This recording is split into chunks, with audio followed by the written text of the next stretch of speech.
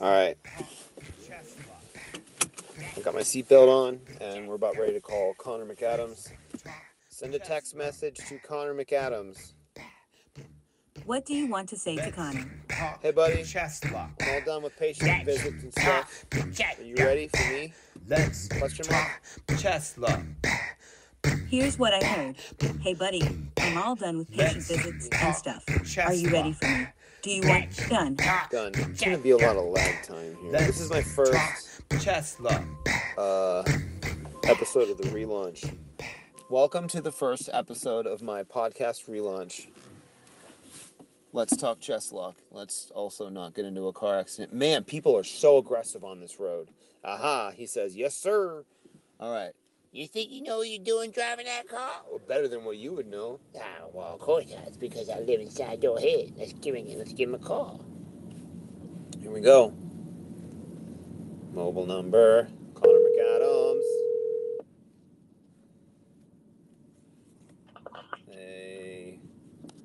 Hey, Johnny, what's going on? What's up? Connor McAdams. Welcome to the show. This is episode 1 of my probably 4th podcast relaunch. Let's talk Cheslock. How are you? Connor McAdams, welcome to the show. What's up? Thank you, brother. I'm good, man. Happy to be here. Enjoying my midday marijuana.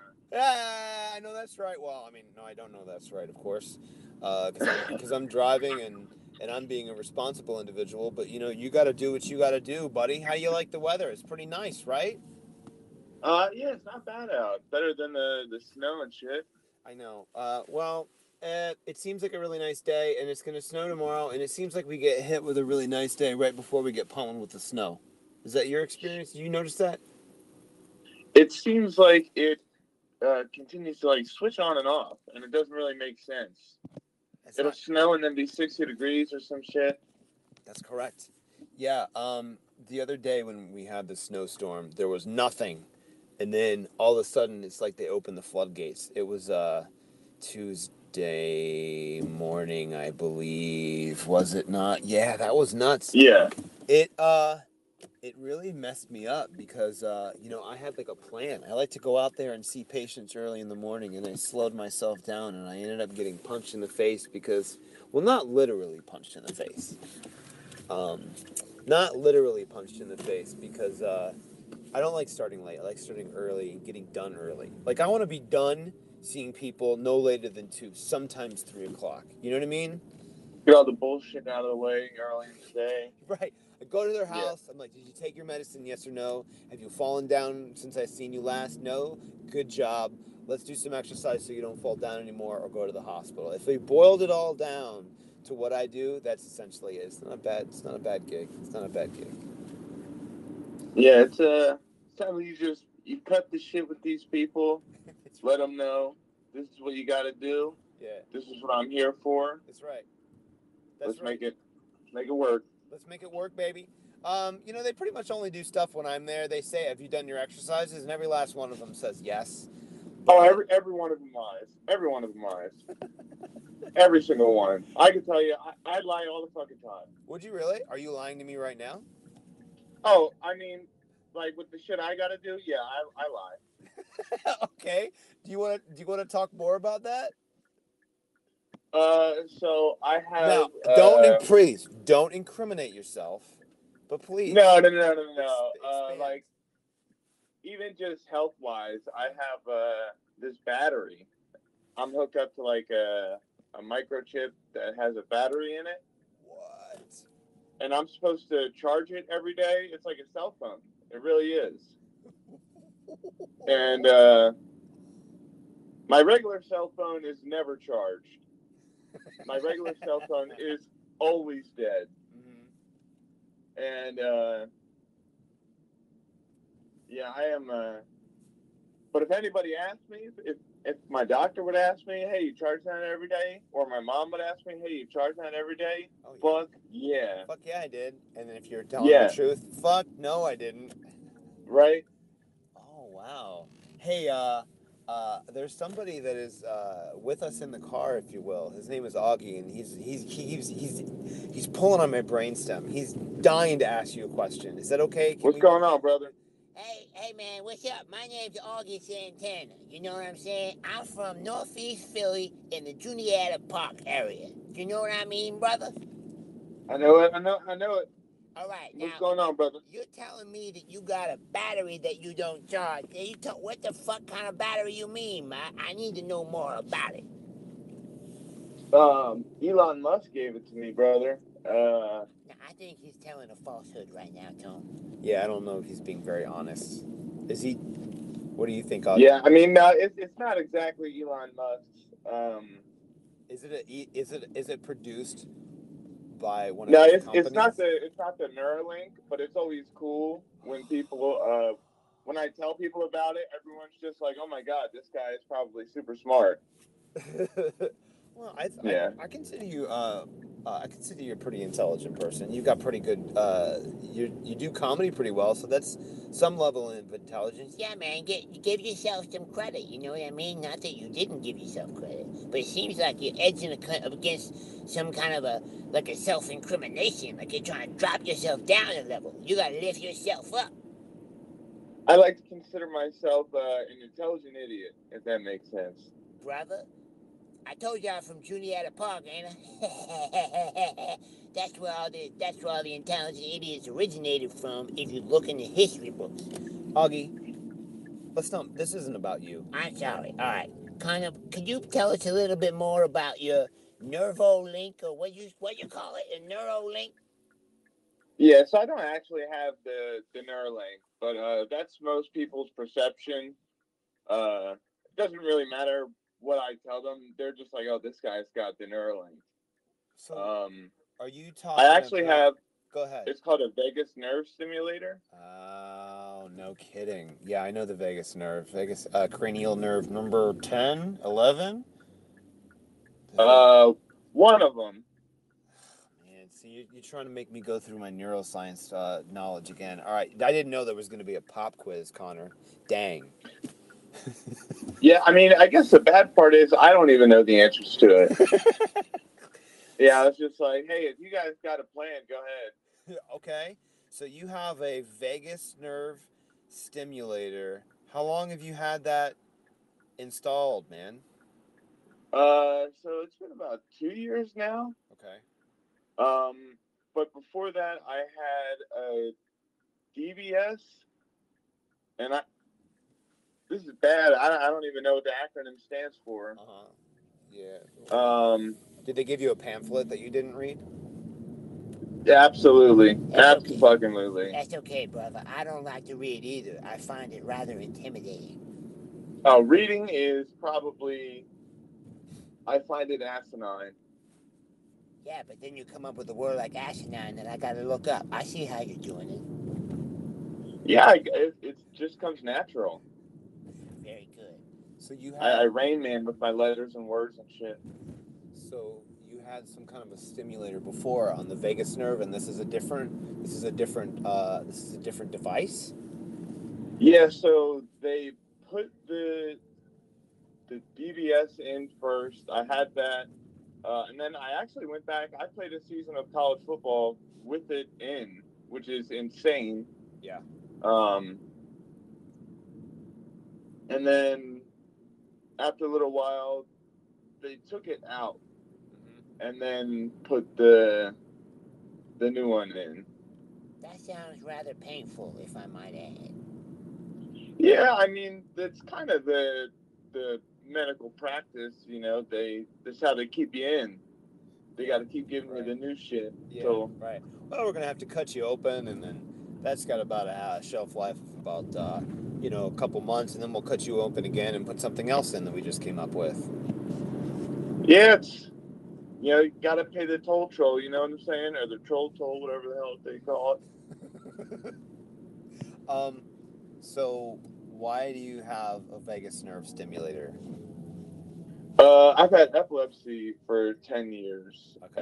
And so what this is supposed to do is it sends signals to my brain. So epilepsy is a seizure disorder, and basically what it does when you have a seizure, it's like a misfire. in your brain. Right. And what the device does, it will catch the misfire and then send a signal out and kind of stop the seizure. Wow. And yeah. Do you feel that? No, but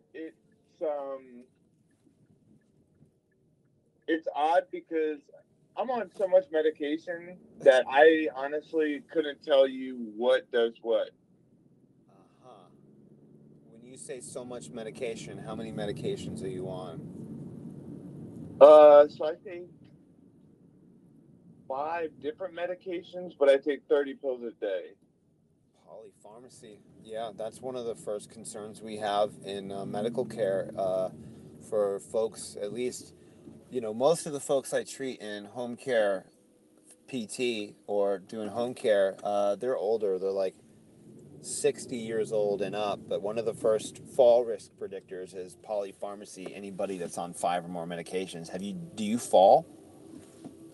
So I haven't had a seizure in a year and like a couple of months, which is the most since I've been diagnosed with epilepsy. That's amazing. So, do you feel comfortable with that, or do you feel, if you don't mind me asking, like if it were me, I'm already thinking if it were me, I'd say, oh, I haven't fallen because of a seizure in a year and change.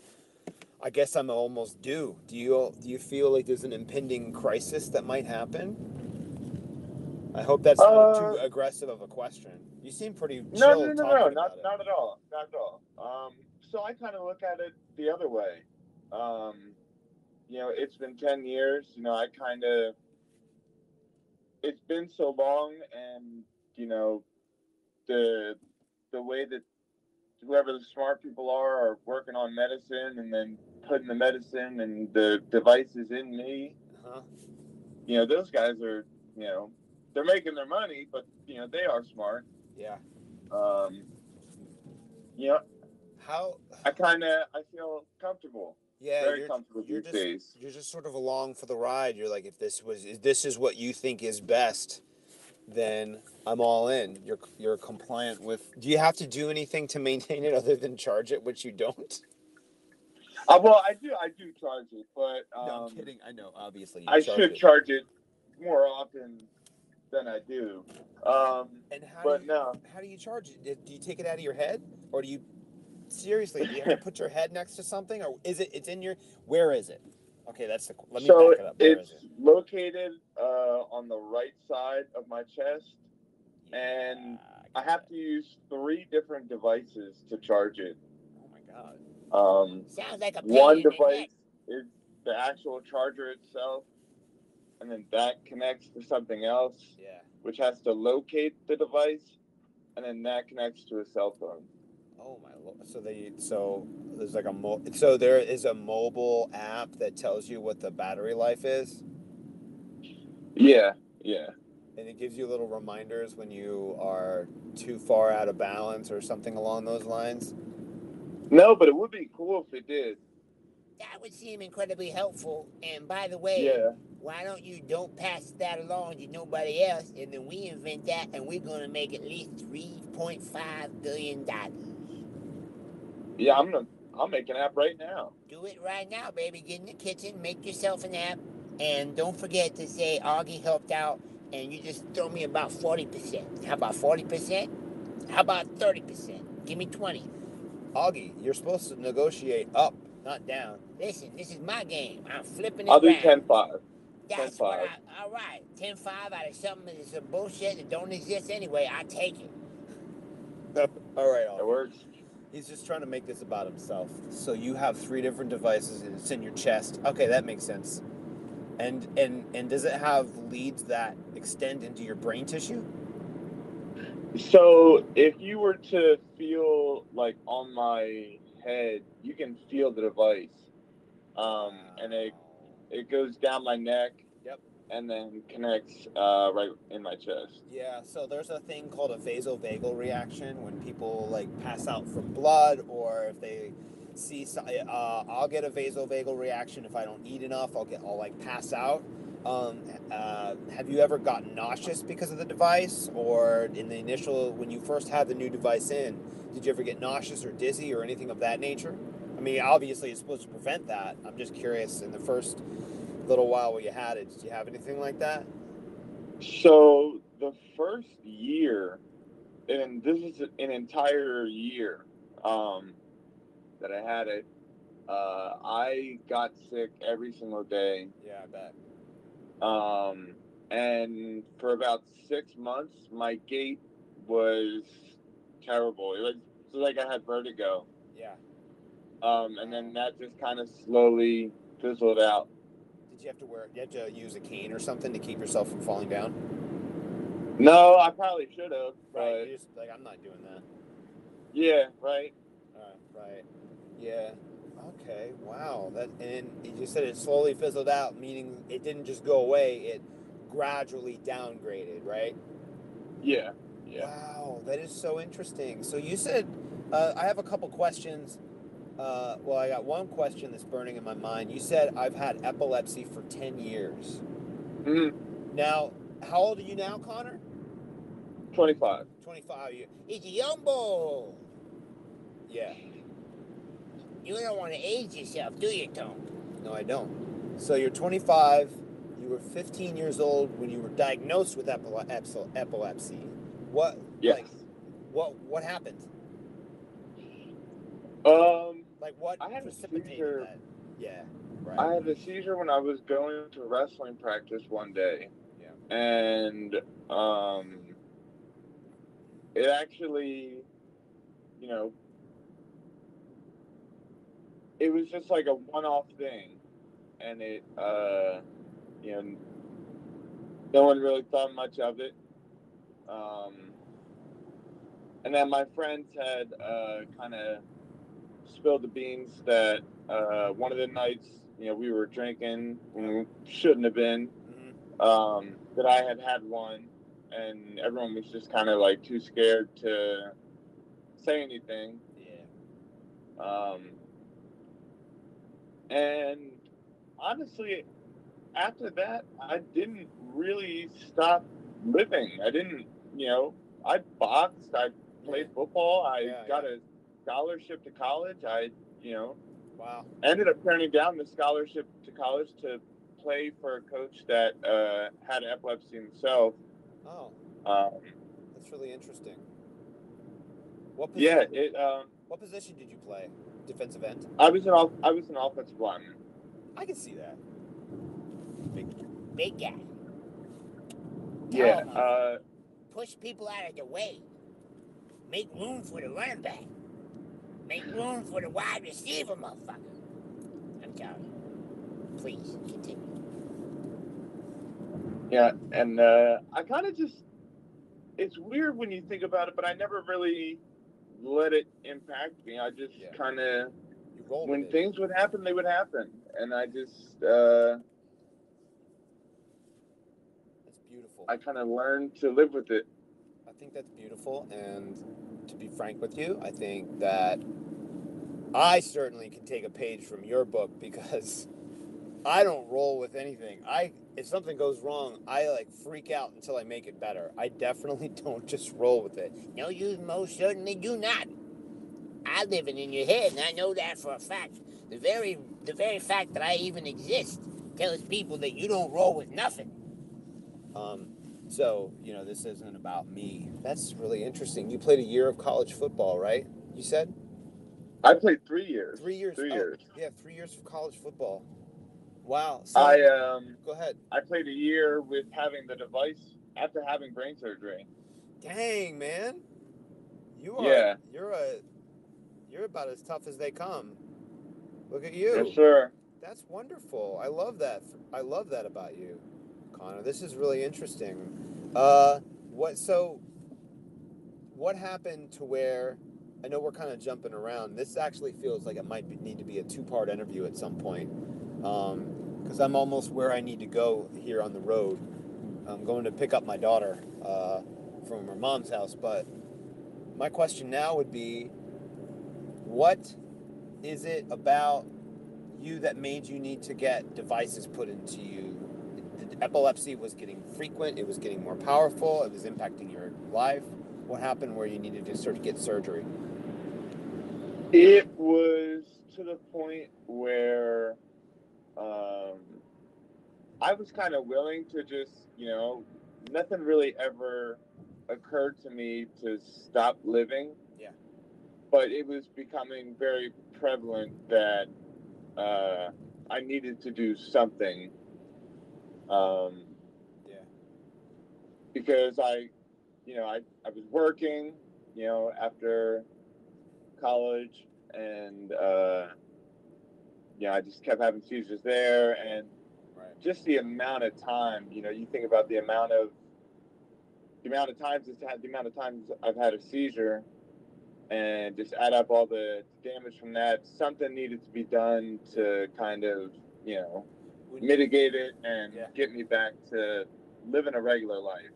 I want to give you points for using the word mitigate personally. I'm gonna write that down. Yeah, dude, I'm a big word guy. You know what I mean? I do know what you mean, because I've been listening to you for the last several minutes, and I've been writing these words down, and I'm gonna have Tony look it up because he likes to read. I don't. Thank you, Auggie. Wow, dude. Now, when you say damage, you mean like physical damage from falling over or something along those lines? Or yeah, if you look at my face for long enough, you'll start to see some things that don't look right. I gotcha. Like my teeth are all bricked up. Oh man, I'm sorry that happened to you. Honestly, this is one point that I like to make. Yeah. People, and I appreciate that. Everybody says that they're sorry, for something, or they're sorry that I went through a lot of it, but I really enjoy where I'm at now. That's wonderful.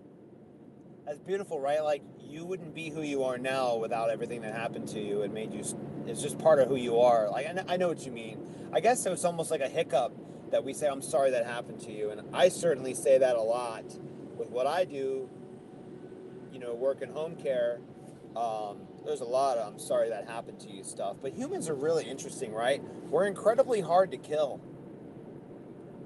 Yeah, absolutely. Right? We're really resilient, and we're incredibly difficult to kill, and it's these things that knock us around and mess up our teeth. Like, if you looked at my face, you would know. I mean, I've been banged up before. I shattered my arm and drunk a whole bottle of vodka and smashed my face up, and effectively giving myself seizures with drugs and alcohol. But that's a different conversation for another day.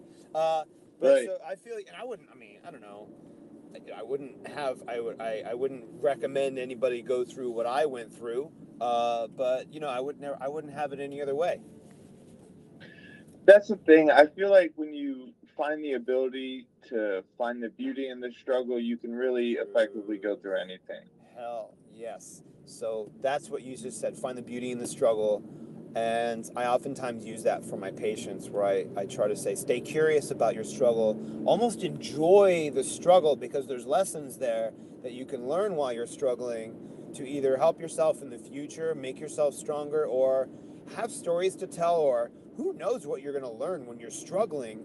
And in my experience, when you're struggling and then you feel the release of getting away from that struggle, the release of not struggling is the exact opposite in power to the struggle. Does that make any sense? Did I land on Yeah, no, 100%. You put it perfectly. You get to a point where you kind of are at a zen, because you have peace with the situation at hand, and kind of you're at zen with, what you can't control. Word, dude. And you're along for the ride. I love it. You're along for the ride, and you're at a zen with what you can't control. I love that, man. That is a beautiful sentiment. Hey, listen, man. I'm about where I need to go to pick up my kid, but before I let you go, Connor McAdams is a local Philadelphia comic.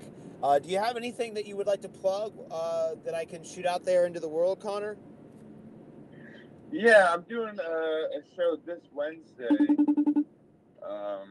Well, you're trying to FaceTime me, dude. Yeah, I know. Hold on. Let me see. I declined it. I was afraid if I hit decline, I was going to hang up on you. All right. I know what you were doing. You were trying to go through your calendar app to see where you were on Wednesday, weren't you? Yeah, right. At Milano Pizza, I'll be there this Wednesday. Milano Pizza. Got it. All right. Yeah, good food, good laughs, comedy show. Where It'll be a good time. Where is Milano Pizza? So that is in Williamstown, New Jersey. All right. 725 Corkery Lane. All right. Send me, if there's a link to the show page, send me the link and I can send that out to the, when I put it in the show notes. Absolutely. Yeah, We'll great. do. All right, man. Well, hey, listen, I really appreciate you spending some time talking about, your personal struggle with epilepsy, and I have more questions about the surgery. He wants to get into the nitty-gritty about the surgery because he's a sicko. He likes that shit. You know what I mean? Like going inside people's bodies and shit. But the problem is, Auggie, now let me finish. You don't ever let me finish. The problem is, he went to medical school too late, and he didn't have the money to be a surgeon, and he likes talking to people when they're awake, and so you can't do surgery on people when they're awake. You know what I'm saying? So he likes to be like a journalist. He wants to be like he's visiting. And I'm gonna go away now, back into Tony's brainstem. All right, man. Hey, I appreciate you talking about your personal struggle, brother. This was really great. Thank you so much. And hey, man, I had a great time talking. Yeah, I appreciate you. You take care of yourself. All right. Have a great day. Enjoy the rest of it. Thank you. Do the same, brother. All right, bro. I'll see you out there. All right, Auggie. All right, buddy. See you later. I'm going back in the brainstem now. Peace out. All right. Peace out. Take care, Connor. Be well. Thank you. Take care. Bye-bye. Connor McAdams, everybody. Episode 1. Let's talk Cheslock. Okay, let's talk Cheslock. Let's talk Cheslock. Goodbye.